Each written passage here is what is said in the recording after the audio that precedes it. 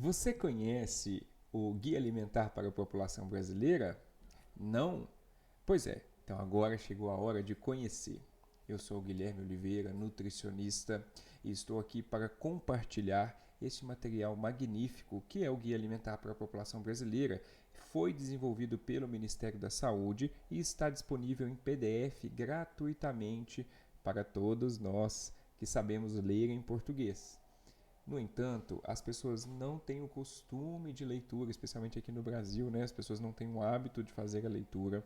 E por mais que eu tenha recomendado esse material em diversas das minhas palestras para as pessoas que ali estavam assistindo e tudo mais, eu sei que muitas pessoas não fizeram a leitura porque não têm esse hábito. Então eu tive a ideia de vir aqui neste podcast, que pode ser assistido em vídeo e também ou só ouvido, fazer a leitura por aqui.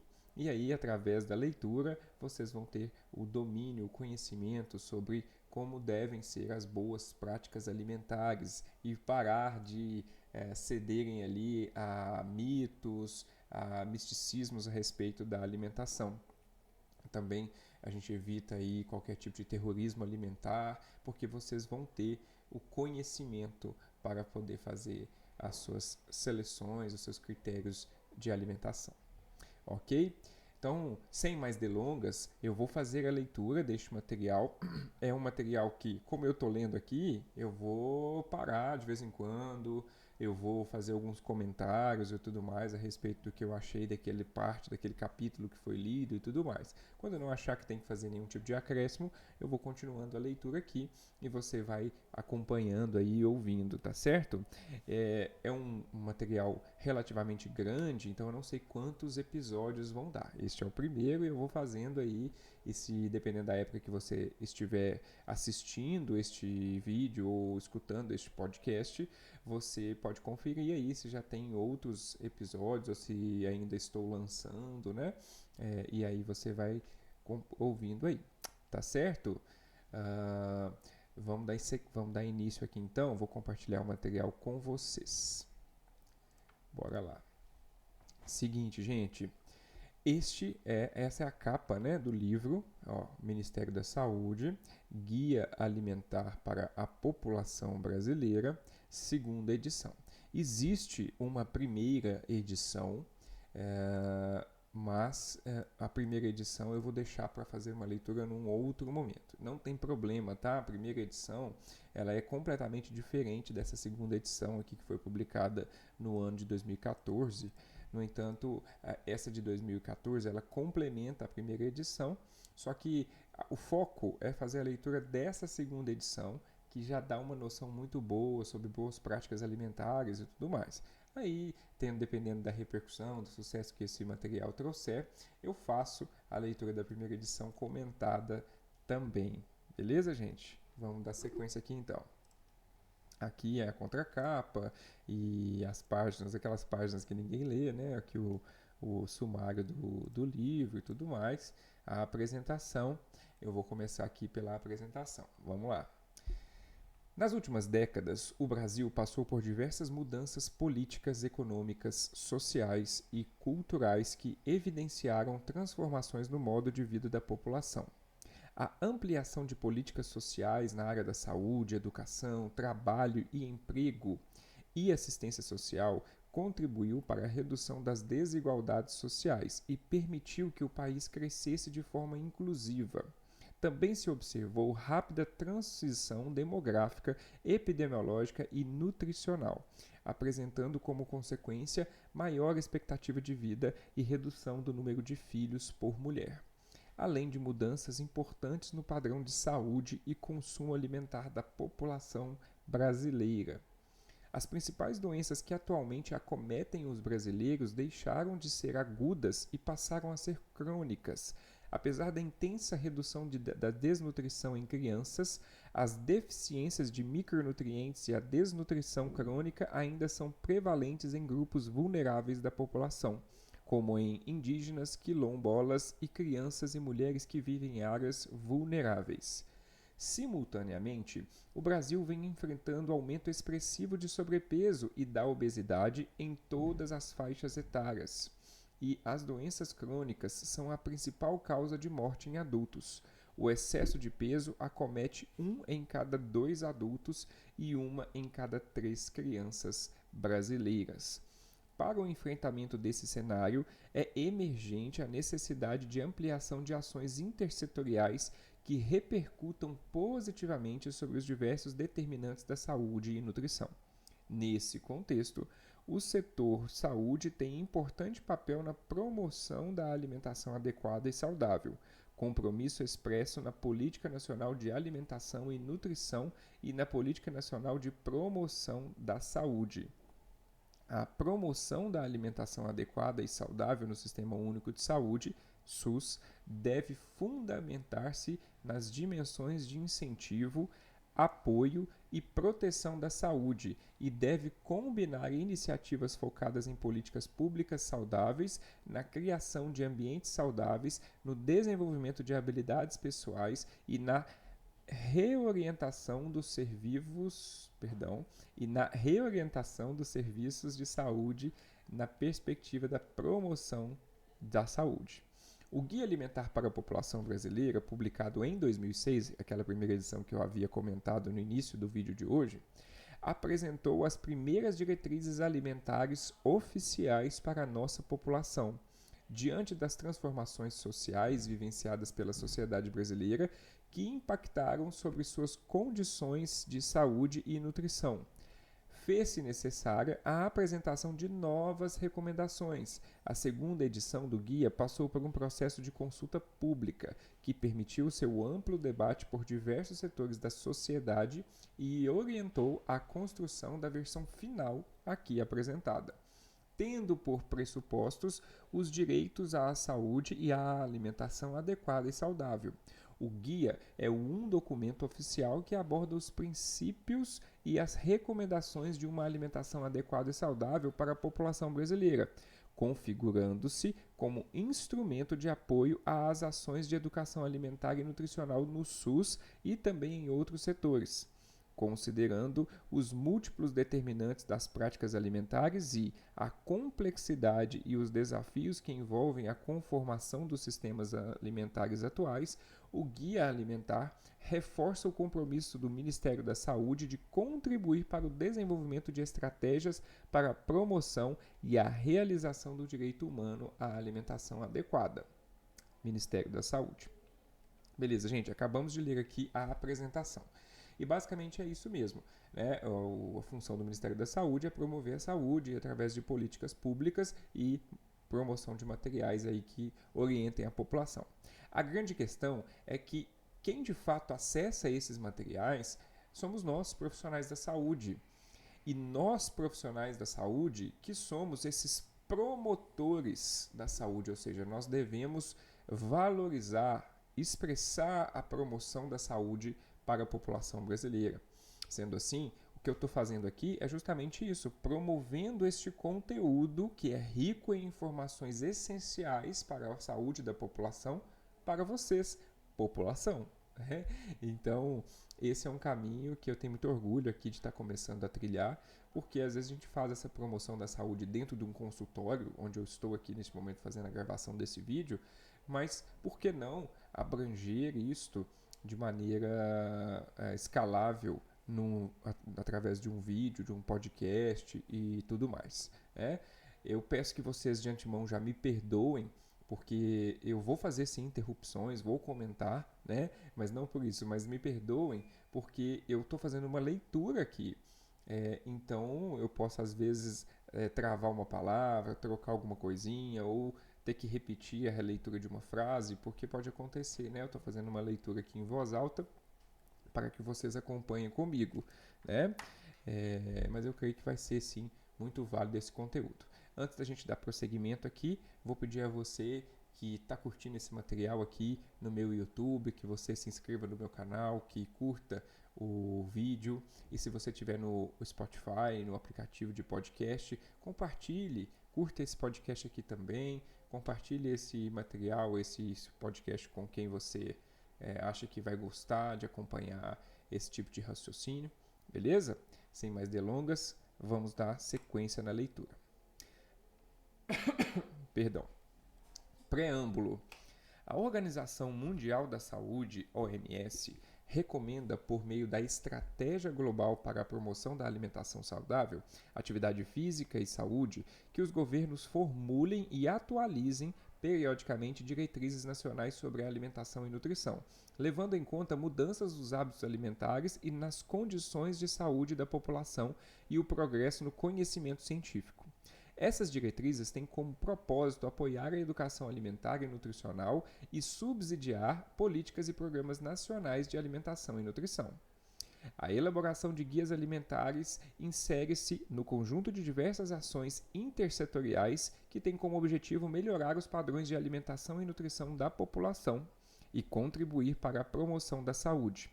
Neste sentido, a OMS propõe que os governos forneçam informações à população para facilitar a adoção de escolhas alimentares mais saudáveis, em uma linguagem que seja compreendida por todas as pessoas e que leve em conta a cultura local. No escopo das ações do governo brasileiro para a promoção da saúde da No escopo das ações do governo brasileiro para a promoção da saúde e da segurança alimentar e nutricional, o Ministério da Saúde publicou em 2006 o Guia Alimentar para a População Brasileira, promovendo a alimentação saudável, com as primeiras diretrizes alimentares oficiais para a nossa população. O referido guia, que construiu em um marco de referência para indivíduos e famílias, governos e profissionais de saúde sobre a promoção da alimentação adequada e saudável.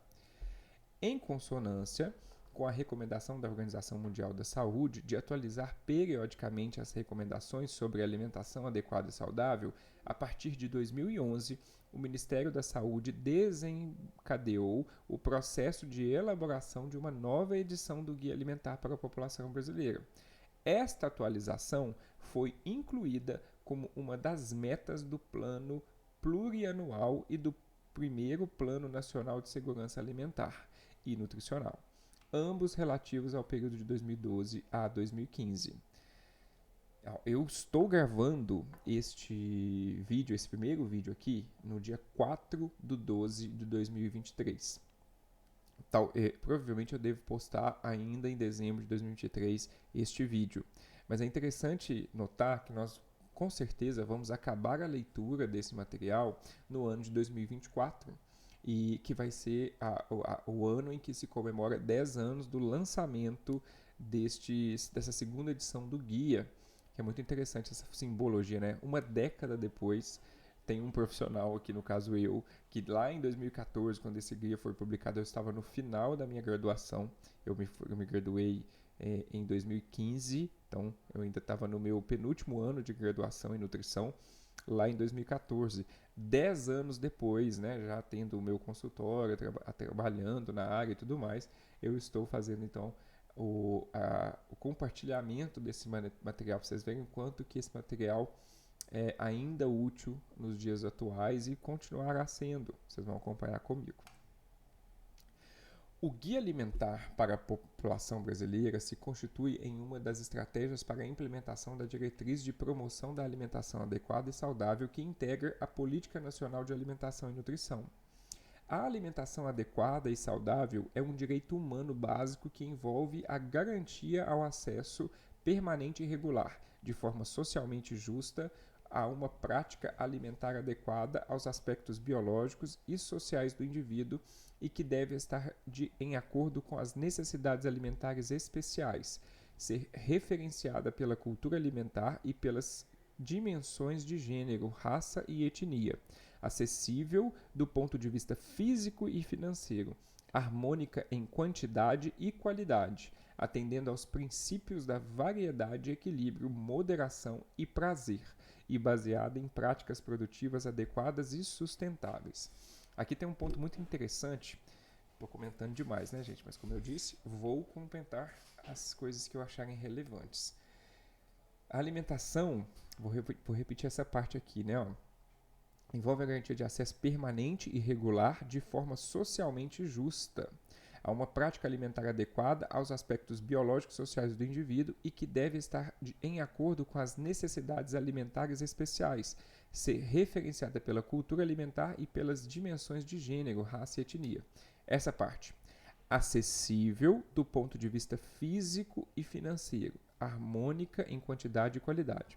Gente, hoje em dia muito se fala, especialmente em meios de redes sociais, na internet, sobre a dieta que é muito cara, dieta para ser saudável tem que gastar muito dinheiro e tudo mais. E não necessariamente tem que ser assim, tá? Uma dieta saudável não é uma dieta cara, ela precisa ser acessível do ponto de vista físico, ou seja, ela precisa ser barata para que você tenha acesso a ela, né? E a harmonia entre as refeições, entre os alimentos, é muito importante para formar uma refeição. Então, sendo assim, vocês vão ver com a sequência do guia aqui que é super tranquilo ter uma alimentação saudável e de maneira acessível para todos, tá bom? Vamos dar sequência. A diretriz de promoção da alimentação adequada e saudável compreende um conjunto de estratégias que objetivam proporcionar aos indivíduos e coletividades a realização de práticas alimentares apropriadas. Essa diretriz também é uma prioridade da Política Nacional de Promoção da Saúde e, como tal, deve ser implementada pelos gestores e profissionais do Sistema Único de Saúde em parceria com atores de outros setores, privilegiando a participação popular.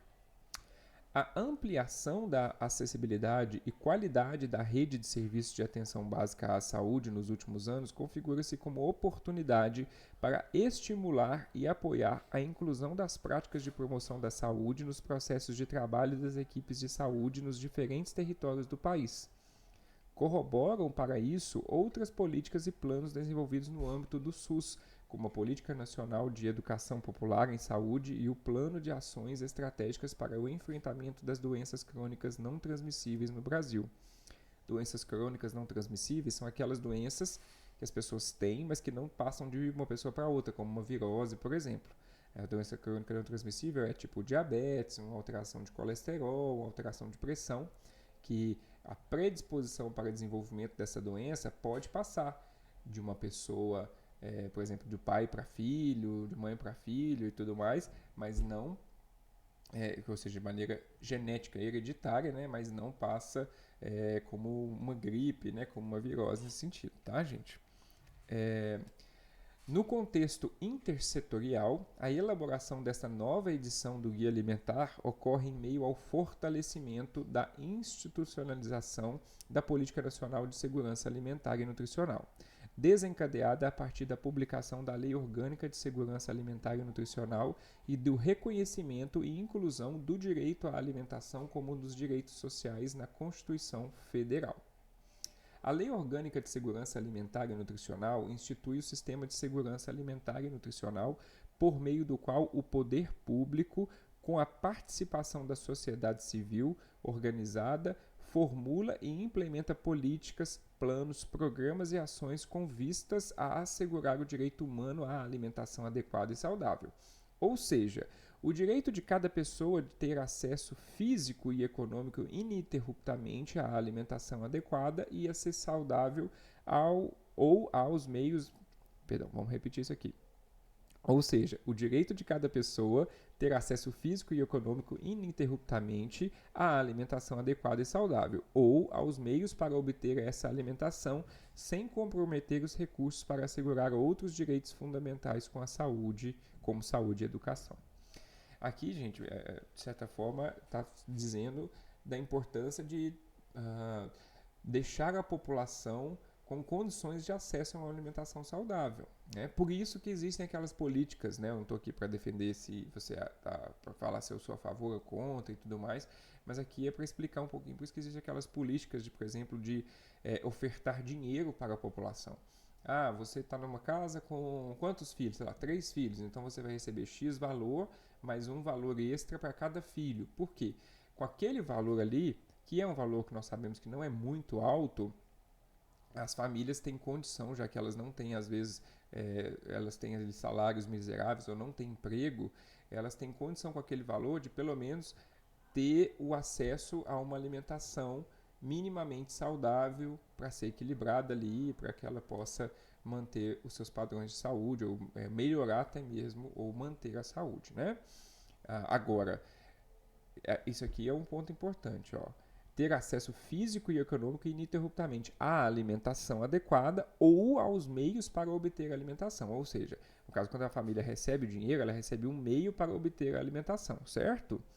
Beleza. Agora, o que essa família faz com o dinheiro, aí é outra questão, né? Porque pode, por exemplo, receber o dinheiro e não comprar comida e tudo mais. Às vezes até por ignorância, por não ter acesso a um material como esse, que não é que não tenha acesso, tem acesso todos nós temos, que não tenha conhecimento de um material como esse para poder identificar como seria uma alimentação saudável e usar o meio, que é o dinheiro que ela recebe, para poder comprar bons alimentos, né?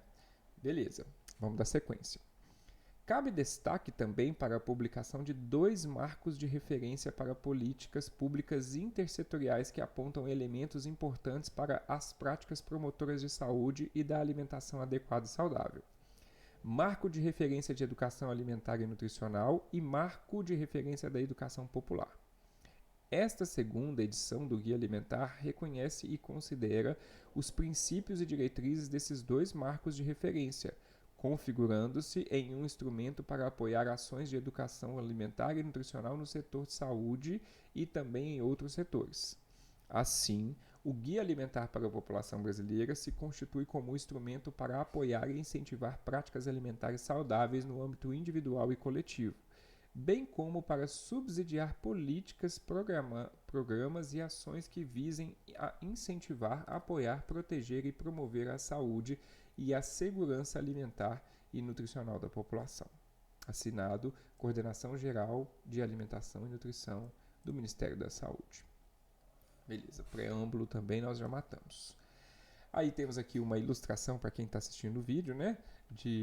Como se fossem ali engradados, cheio de alimentos de hortaliças, tomate, quiabo, vagem, aqui talvez um cará, abacate, cenoura. Então, é uma ilustração que está no Guia Alimentar da População Brasileira.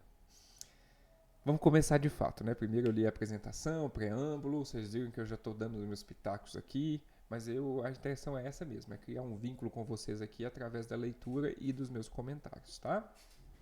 Gente, para vocês que me acompanham pelo vídeo, vocês podem às vezes observar que a minha voz está o meu vídeo pode estar um pouco atrasado em relação ao áudio, tá? Mas é pouca coisa, é porque eu não tenho um material profissional aqui para fazer isso aqui. Então eu tô com uma câmera aqui em frente à minha tela do computador e tô com esse microfone que o som então é captado de fora da câmera, né? A câmera é uma coisa e o som está vindo captado desse microfone. Então, na hora que junta esses dois, pode ser que fique um pouco desconexo. Eu até tentei aqui, através do software que eu estou usando para fazer a gravação, melhorar isso, mas ainda tá falhando essa melhora. Com o tempo, pode ser que eu consiga reverter isso aí e melhorar, mas peço a paciência de vocês e acho que tá dando para passar o principal aqui do conteúdo, né? Vamos dar sequência. Introdução. O Guia Alimentar para a População Brasileira apresenta um conjunto de informações e recomendações sobre a alimentação que objetivam promover a saúde de pessoas, famílias e comunidades e da sociedade brasileira como um todo, hoje e no futuro. Ele substitui a versão anterior publicada em 2006. Primeiro comentário já dentro do guia aqui. Na minha opinião, como nutricionista, eu acho que ele não substitui. Eu acho que ele complementa. Lógico que tem informações que substituem sim, mas ele não substitui como um todo. Eu acho que tem informações no Guia Alimentar que foi publicado em 2006, que eu também já li, que são relevantes e são úteis para que as pessoas possam montar e organizar as suas refeições. Inclusive, eu acho que do ponto de vista de junção, de construção de uma proposta dietética, o Guia Alimentar da edição de 2006 é melhor nesse sentido.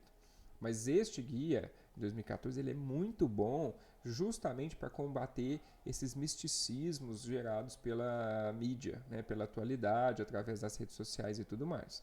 Então, eu acho que é um complemento e que substitui em algumas coisas, mas não em tudo. Tá? Mas a gente vai comentando isso ao longo do processo.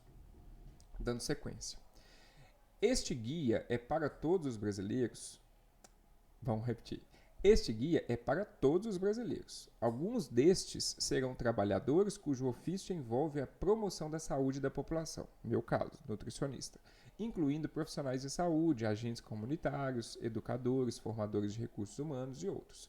Esses trabalhadores serão fundamentais para a ampla divulgação deste material e para que o conteúdo seja compreendido por todos, incluídas as pessoas que tenham alguma dificuldade de leitura. Aqui nesse caso, talvez eu possa estar compreendendo, por exemplo, uma pessoa cega, ela não vai conseguir ler este material, mas se ela estiver escutando o meu podcast, ela vai ter acesso ao conteúdo deste material através da minha voz. Então, acho que eu estou, pelo menos em determinado ponto, cumprindo com a minha parte. Tá? Almeja-se que este guia seja utilizado nas casas das pessoas, nas unidades de saúde, nas escolas e em todo e qualquer espaço onde atividades de promoção da saúde tenham lugar, como centros comunitários, centros de referência de assistência social, sindicatos, centros de formação de trabalhadores e sedes de movimentos sociais. Embora o foco deste material seja a promoção da saúde e a prevenção de enfermidades, suas recomendações poderão ser úteis a todos aqueles que padeçam de doenças específicas.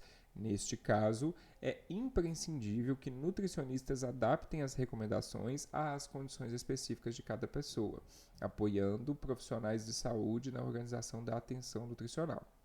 Orientações específicas sobre a alimentação de crianças menores de 2 anos, consistentes com as recomendações gerais deste guia, são encontradas em outras publicações do Ministério da Saúde.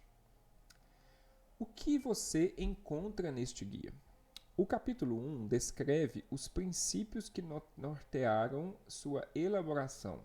Estes princípios justificam de início o tratamento abrangente dado à relação entre alimentação e saúde, levando em conta nutrientes, alimentos, combinações de alimentos, refeições e dimensões culturais e sociais nas práticas alimentares. A seguir, esses princípios fundamentam a proposição de recomendações que consideram o cenário da evolução da alimentação e da saúde no Brasil e a interdependência entre a alimentação adequada e saudável e sustentabilidade do sistema alimentar. Por fim, apoiam o uso que este guia faz do conhecimento gerado por diferentes saberes e sustentam o seu compromisso com a ampliação da autonomia das pessoas nas escolhas alimentares e com a defesa do direito humano à alimentação adequada e saudável. O capítulo 2 enuncia recomendações gerais sobre a escolha de alimentos. Essas recomendações, consistentes com os princípios orientadores deste guia, propõem que alimentos in natura ou minimamente processados, em grande variedade, predominantemente de origem vegetal, sejam a base da alimentação. O capítulo 3 traz orientações sobre como combinar alimentos na forma de refeições. Essas orientações se baseiam em refeições consumidas por uma parcela substancial da população brasileira, que ainda baseia sua alimentação em alimentos in natura ou minimamente processados e em preparações culinárias feitas com esses alimentos. O capítulo 4 traz orientações sobre o ato de comer e a comensalidade, abordando as circunstâncias, tempo e foco, espaço e companhia, que influenciam o aproveitamento dos alimentos e o prazer proporcionado pela alimentação. O capítulo 5 examina fatores que podem ser obstáculos para a adesão das pessoas às recomendações deste guia: informação, oferta, custo, habilidades culinárias, tempo e publicidade, e propõe para sua superação a combinação de ações no plano pessoal e familiar e no plano do exercício da cidadania.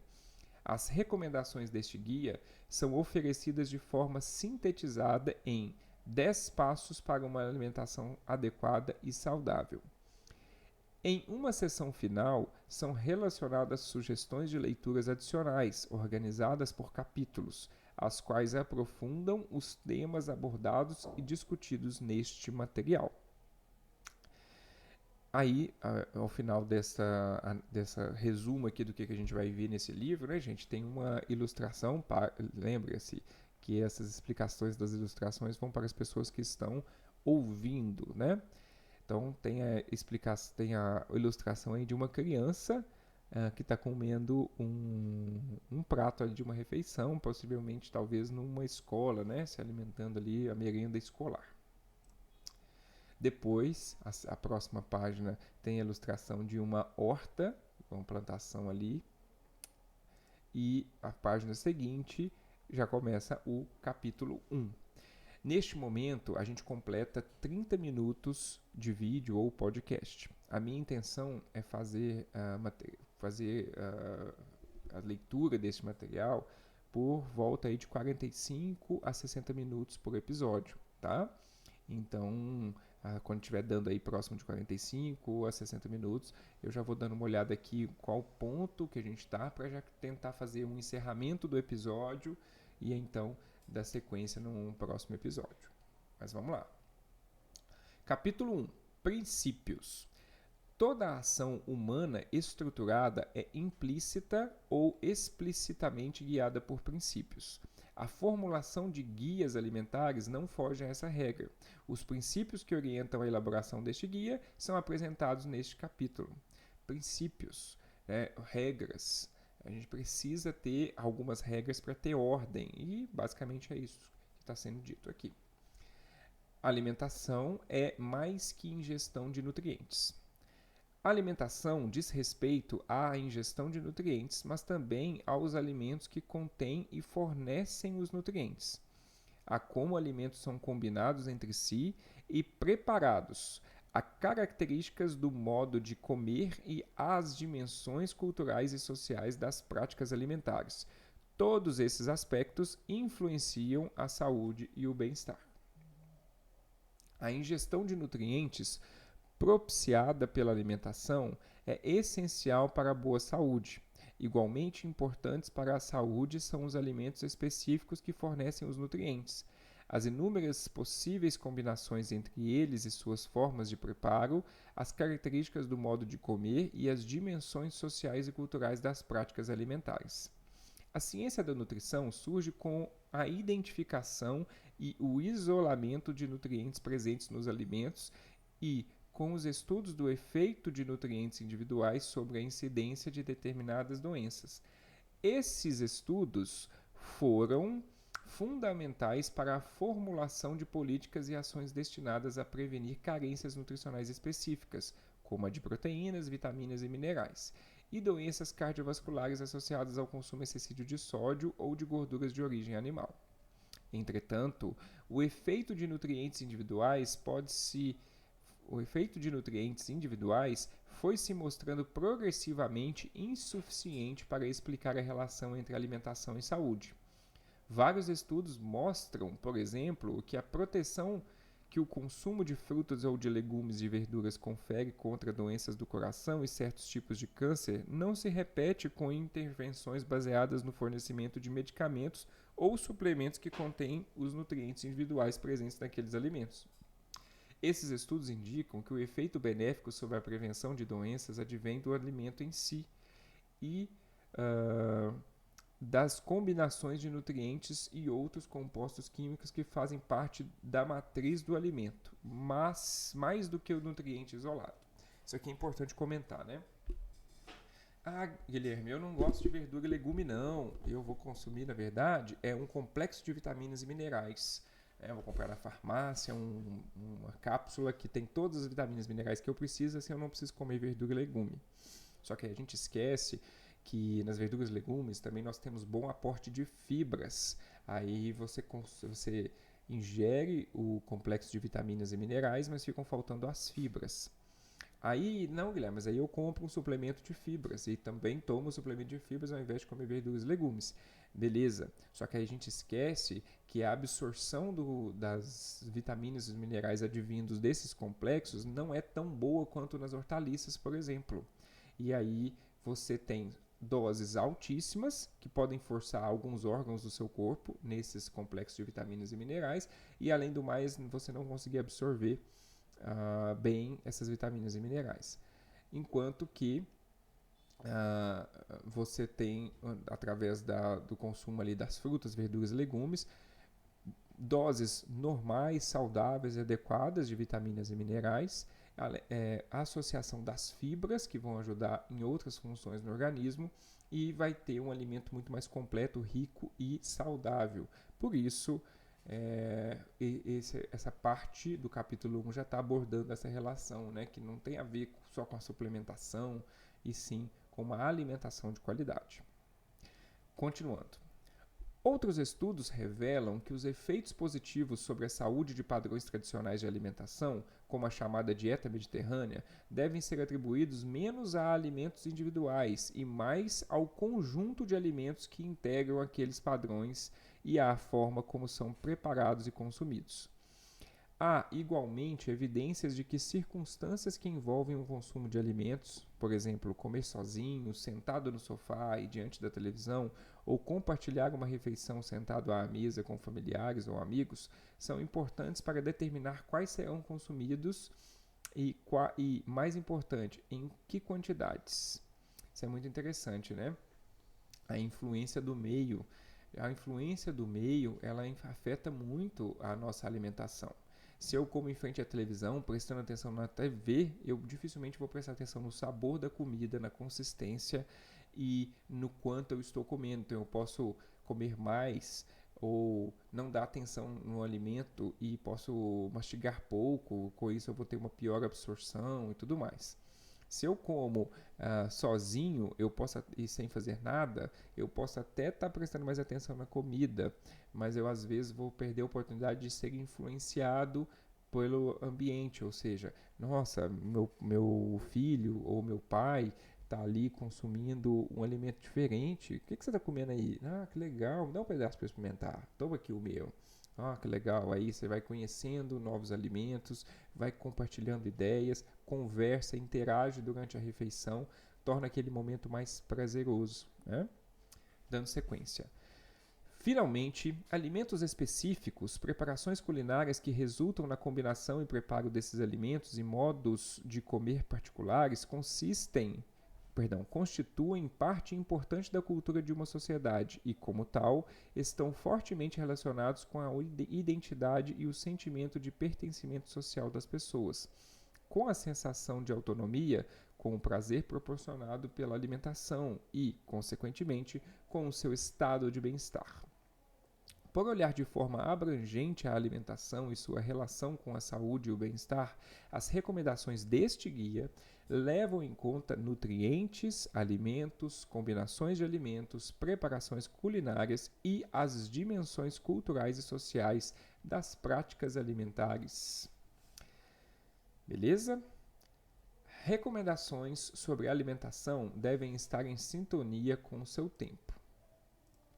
Recomendações feitas por guias alimentares devem levar em conta o cenário da evolução da alimentação e das condições de saúde da população. Padrões de alimentação estão mudando rapidamente na grande maioria dos países, e em particular naqueles economicamente emergentes. As principais mudanças envolvem a substituição de alimentos in natura ou minimamente processados de origem vegetal, arroz, feijão, mandioca, batata, legumes e verduras, e preparações culinárias à base desses alimentos por produtos industrializados prontos para o consumo. Essas transformações, observadas com grande intensidade no Brasil, determinam, entre outras consequências, o desequilíbrio na oferta de nutrientes e a ingestão excessiva de calorias. Isso acontece, né, gente? Os países que estão ali em emergência, ou seja, que estão com o PIB aumentando, é porque a população está enriquecendo, né?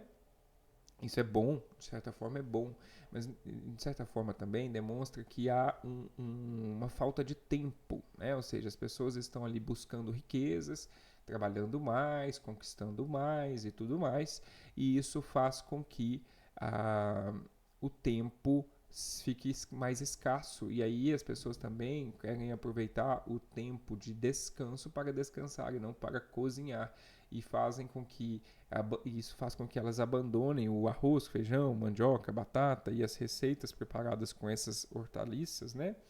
Legumes e verduras e tudo mais, e optem por coisas industrializadas, cheias de aditivos químicos, muito sódio e tudo mais, advindo das indústrias. Isso faz com que você tenha mais praticidade na alimentação, mas uma pior qualidade e muitas vezes um excesso calórico, beleza? Na maioria dos países, e novamente em particular naqueles economicamente emergentes, como o Brasil, a frequência da obesidade e do diabetes vem aumentando rapidamente. De modo semelhante, evoluem outras doenças crônicas relacionadas ao consumo excessivo de calorias e à oferta desequilibrada de nutrientes na alimentação, como a hipertensão, que é a pressão alta, doenças do coração e certos tipos de câncer, inicialmente apresentados como doenças de pessoas com idade mais avançada. Muitos desses problemas atingem agora adultos, jovens e mesmo adolescentes e crianças. Aqui tem um comentário também interessante, que eu sou nutricionista mineiro, né? Eu resido no estado de Minas Gerais, no Brasil. E aqui em Minas Gerais nós temos uma cultura do cafezinho, né? Quem é no Brasil inteiro conhece o mineiro, né? Como o mineiro do queijo, pão de queijo e cafezinho. Pois é, de fato nós temos essa cultura e às vezes a cultura aqui não é tanto de buscar, tem também, tá? A busca por alimentos industrializados, mas tem uma cultura de trocar refeição. Por exemplo, não vou jantar não, vou passar na padaria, na hora que está indo embora, comprar um pãozinho de queijo, uma rosca, já tem uma manteiguinha lá em casa, aí eu faço um cafezinho e como com as guloseimas de padaria. Guloseimas de padaria não são necessariamente prejudiciais à saúde. O problema é que elas têm alta densidade energética, então elas têm um valor calórico, ela tem um valor calórico mais alto. Isso faz com que a pessoa que tem esse hábito ingira, às vezes, em substituição à janta, alimento em grande quantidade calórica e com um tipo de nutriente específico. Geralmente, por exemplo, pensando no pão de queijo, né? Você tem o polvilho e o queijo. Então você tem ovo e tal, mas vamos pensar nos principais nutrientes. Polvilho e o queijo. Então você tem uma gama grande de carboidrato, um pouquinho ali de cálcio do queijo, mas um queijo realmente mais gorduroso, então tem um alto teor de gordura nesse pão de queijo. Um pouquinho de proteína, faltam ali vitaminas, minerais que poderiam estar vindo das verduras e legumes que poderiam estar no jantar, né? E aí, para ficar saciado, você precisa consumir uma grande quantidade, o que faz você ter uma alta ingestão calórica. Então, aqui fica a crítica também. Nem sempre é só o fato de ter uma alta ingestão calórica está direcionado só ao alimento industrializado. Às vezes, algumas trocas de refeições também podem fazer com que haja um aumento das calorias ingeridas por causa de refeições específicas, né? E aqui eu não quero dizer que o cafezinho da padaria nunca pode ser consumido, mas ele precisa ter um momento certo e nós precisamos ter noção da quantidade necessária para o nosso corpo. Beleza? Já me alonguei demais, vamos continuar. Em contraste com a obesidade, a tendência mundial da evolução da desnutrição tem sido de declínio, embora haja grandes variações entre os países e ainda que o problema persista com magnitude importante na maioria dos países menos desenvolvidos. No Brasil, como resultado de políticas públicas bem-sucedidas, de distribuição da renda, de erradicação da pobreza absoluta e de ampliação do acesso da população a serviços básicos de saúde, saneamento e educação, o declínio da desnutrição e de doenças infecciosas associadas a essa condição foi excepcional nos últimos anos. De fato foi, né, gente? A população hoje em dia já não é mais um problema assim. Acontece, mas é bem menos volume do que era muitos anos atrás, os problemas com a desnutrição. E quando eu falo desnutrição, é uma desnutrição relacionada a peso muito baixo, percentual de gordura muito baixo, depressão muscular. Porque existe a desnutrição também, que é uma pessoa que aparentemente não é desnutrida, ou seja, ela não tem um baixo percentual de gordura e tudo mais, mas ela não tem os nutrientes adequados para que o corpo funcione bem. Isso também é uma forma de desnutrição. Continuando. Com a continuidade dessas políticas públicas e o aperfeiçoamento de programas de controle de carências específicas de micronutrientes em grupos vulneráveis da população, projeta-se o controle da desnutrição em futuro próximo. Sintonizado com seu tempo, este guia oferece recomendações para promover a alimentação adequada e saudável e, nessa medida, acelerar o declínio da desnutrição e reverter as tendências desfavoráveis de aumento da obesidade e de outras doenças crônicas relacionadas à alimentação. A alimentação adequada e saudável deriva de sistema alimentar socialmente e ambientalmente sustentável.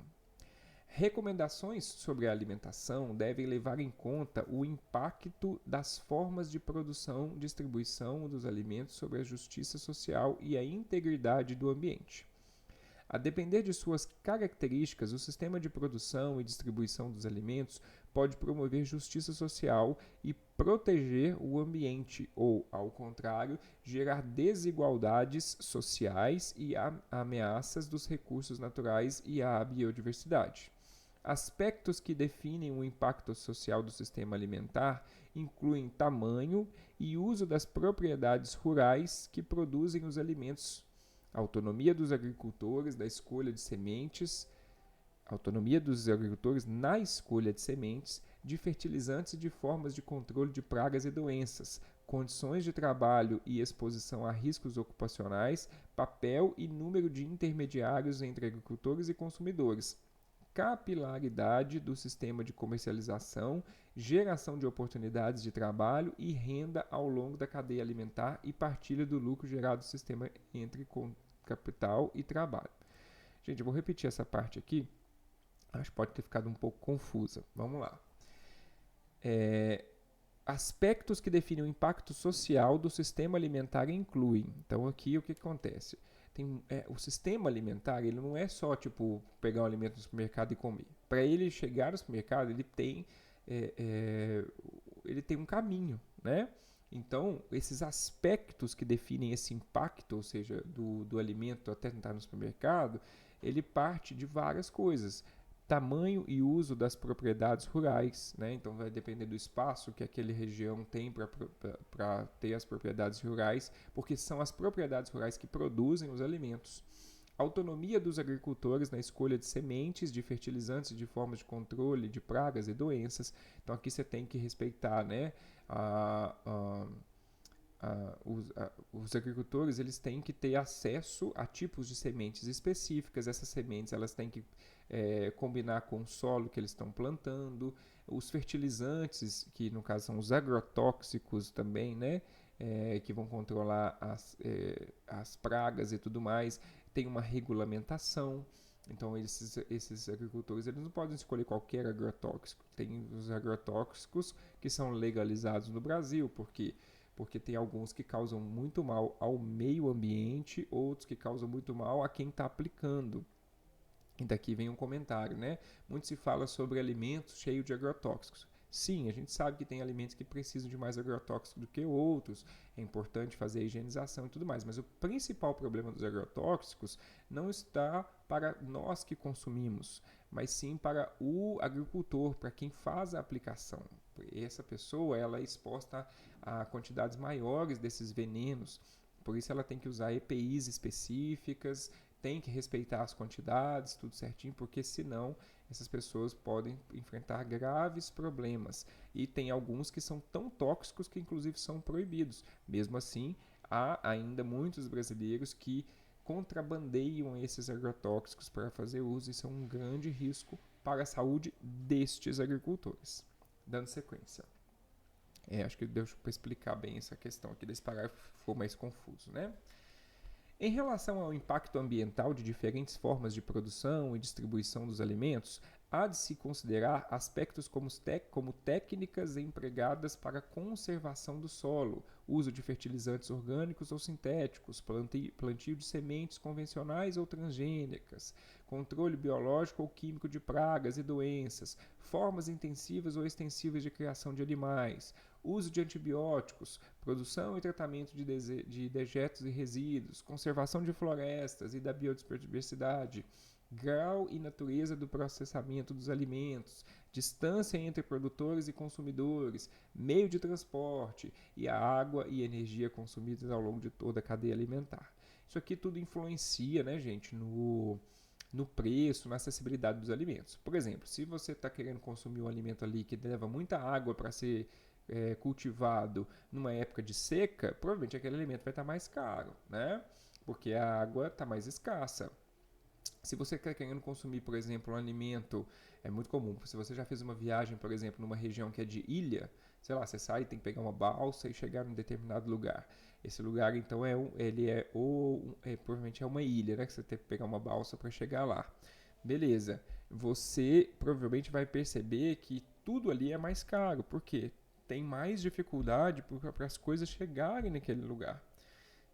Por causa da dificuldade, gera custo. Esse custo tem que ser repassado para quem vai consumir. E aí tem esse problema de um custo maior, certo? Recentemente, na maior parte do mundo, as formas de produzir e distribuir alimentos vêm se modificando de forma desfavorável para a distribuição social das riquezas, assim como para a autonomia dos agricultores, a geração de oportunidades de trabalho e renda, a proteção dos recursos naturais e da biodiversidade e a produção de alimentos seguros e saudáveis. Estão perdendo força sistemas alimentares centrados na agricultura familiar, em técnicas tradicionais e eficazes de cultivo e manejo do solo, no uso intenso da mão de obra, no cultivo consorciado de vários alimentos combinado à criação de animais, no processamento mínimo dos alimentos realizado pelos próprios agricultores ou por indústrias locais e em uma rede de distribuição de grande capilaridade integrada por mercados, feiras e pequenos comerciantes. No lugar, surgem sistemas alimentares que operam baseados em monoculturas que fornecem matérias-primas para a produção de alimentos ultraprocessados ou para rações usadas na criação intensiva de animais. Esses sistemas dependem de grandes extensões de terra, do uso intenso de mecanização, do alto consumo de água e de combustíveis, do emprego de fertilizantes químicos, sementes transgênicas, agrotóxicos e antibióticos e ainda do transporte por longas distâncias. Completam esses sistemas alimentares grandes redes de distribuição com forte poder de negociação de preços em relação a fornecedores e consumidores finais. Este guia leva em conta as formas pelas quais os alimentos são produzidos e distribuídos, privilegiando aqueles cujo sistema de produção e distribuição sejam socialmente e ambientalmente sustentável. Aqui tem um ponto importante, gente. De fato, né? A gente sabe que as grandes indústrias elas precisam de produzir muita matéria-prima para ter ali as coisas que elas precisam. Então vamos falar assim, vamos falar de uma marca que vai produzir, por exemplo, chips. Muitos dos chips, eles são feitos à base de milho. E essa empresa precisa produzir muitos chips. O que ela vai fazer? Ela vai fomentar ali, ou ela mesma vai construir e abrir espaços de fazendas para a produção de milho, ou ela vai valorizar e comprar das pessoas que produzirem milho. Aí vamos supor que eu tenho uma fazenda. Eu vou falar assim, eu acho que eu vou começar a plantar milho para vender para aquela empresa dos chips, porque quanto mais eu produzir, mais eles compram, eles precisam de muito, então eu vou ganhar mais dinheiro fazendo isso. Então o mercado é assim. As pessoas acabam, o que elas fazem?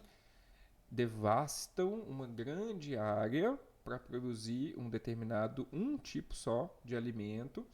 Para evitar prejuízos, elas usam muitos fertilizantes, agrotóxicos e tudo mais. E aí usam também de muito maquinário e tudo mais para poder ter a tecnologia transgênica, né, dos alimentos, para eles terem mais resistência, para poder ter muito e aí tem uma grande produção. Sabemos que isso também é necessário porque tem muita população, a população está aumentando cada vez mais e fazer uma coisa muito só ali no quintal de casa já hoje em dia não é tão viável mais para alimentar toda a população, não tem espaço de quintal para todo mundo, né?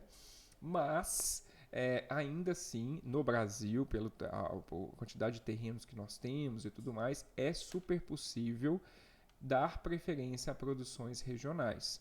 Eu, como eu disse a vocês anteriormente, sou de Minas Gerais, eu sou de uma cidade do interior de Minas Gerais. Eu moro próximo à capital, mas é interior. E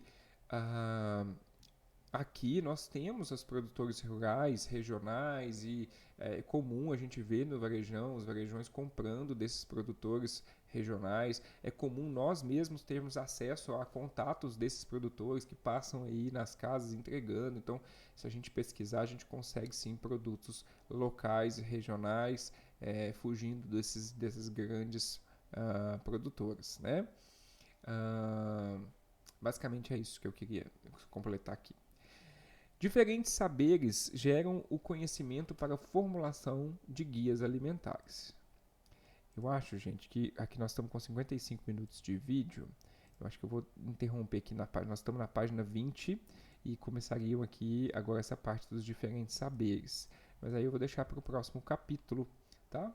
Então, é isso. Próximo episódio a gente continua a leitura. Espero que vocês estejam gostando desse material comentado. Não tem que ter pressa para poder acabar. Eu acho que o mais importante é ter a absorção do conteúdo, né, comentado aqui.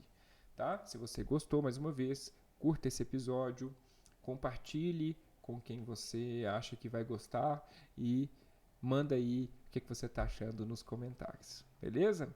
Um abração, até mais.